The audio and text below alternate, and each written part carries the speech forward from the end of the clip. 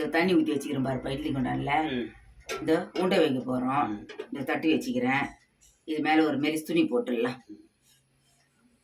மெலிஸ் துணி போட்டுக்கிறோம். இது மேலே உண்டை வச்சிடலாம். அப்படியே காட்டுங்க தட்டை. இந்த பாரு என்ன உருண்டைமா இது? இனிப்பு உண்டைப்பா. இனிப்பு உண்டை.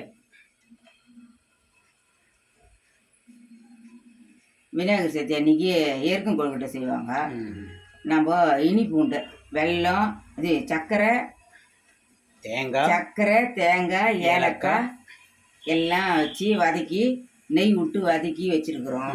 நல்லா இருக்கும் சாப்பிட்றதுக்கு. இது இப்படி வச்சுட்டு இன்னொரு ஈடு இது மேலேயே வச்சிடலாம். நம்ம குட்டி குட்டி எல்லாரும் கொழுக்கட்டை சாப்பிடலாம். முடியணும். முடியாது.